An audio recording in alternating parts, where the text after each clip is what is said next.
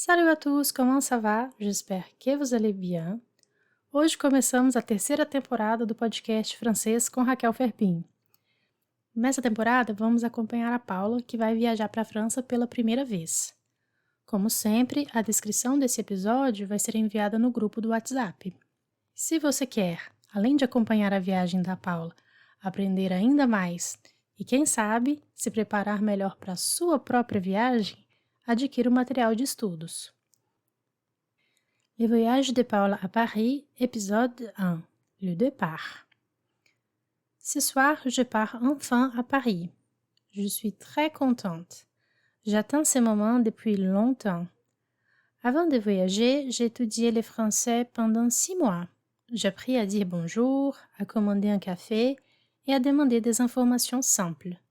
C'est loin d'être parfait, mais je vais essayer de me communiquer et pratiquer un peu plus. J'aime l'architecture et les monuments historiques, alors j'ai hâte de visiter la Tour Eiffel, la cathédrale de Notre-Dame, les musées du Louvre. Tout ça me fait rêver. J'ai préparé ma valise de cabine hier soir. En octobre, c'est l'automne à Paris. La température est douce, environ 18 degrés le jour et 10 degrés la nuit. Alors je prends 2 pulls, 2 pantalons, une veste, quelques t-shirts, 2 écharpes et 2 paires de chaussures. Ma valise n'est pas très grande, alors je ne peux pas emporter beaucoup de choses. J'ajoute aussi une petite trousse avec du maquillage et des cosmétiques basiques, une crème hydratante pour le visage, une crème pour le corps et de la crème solaire. Dans mon sac à main, je garde les choses importantes et faciles à prendre. Mon passeport, mon chargeur de téléphone, mes écouteurs, une brosse à dents, un déodorant, un petit carnet et un stylo, et aussi un baume à lèvres. J'appelle un Uber pour aller à l'aéroport. J'arrive vers 6 heures du soir. Il y a déjà du monde. L'aéroport est grand, lumineux, plein de sons des valises qui roulent. Je n'ai pas de valise enregistrée, alors je vais directement à la borne d'enregistrement pour imprimer ma carte d'embarquement. Puis je monte l'escalator pour aller au contrôle de sécurité. Je mets mon sac et ma veste dans une boîte. Je dois enlever ma montre aussi. Tout est scanné. Je passe sous les portiques et il ne sonne pas. Tout va bien. Ensuite, je cherche ma porte d'embarquement. Je regarde les panneaux pour trouver mon vol. Il est à l'heure. Je marche dans le terminal. Autour de moi, il y a des magasins, des cafés, des voyageurs pressés et d'autres qui attendent tranquillement. Je suis un peu excitée et un peu nerveuse aussi.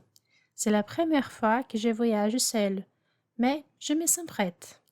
Je reste une semaine à Paris et puis je passe 2 jours chez mon amie Camille à Chartres, une ville à 1 heure de Paris.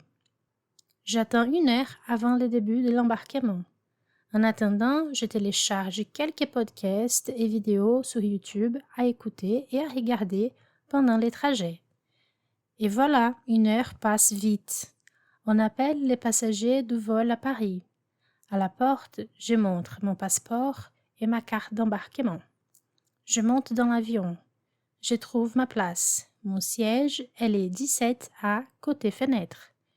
Je mets ma valise de cabine dans les compartiments au-dessus et mon sac à main sous le siège devant moi.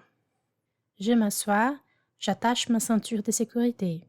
Une hôtesse dit « Bienvenue à bord, nous allons décoller dans quelques minutes. » Je regarde les consignes de sécurité. L'avion roule, accélère et décolle. J'ai un peu peur, j'avoue. Je regarde par la fenêtre. Le ciel est bleu, les nuages blancs. C'est beau. Le vol dure un peu plus d'11 heures.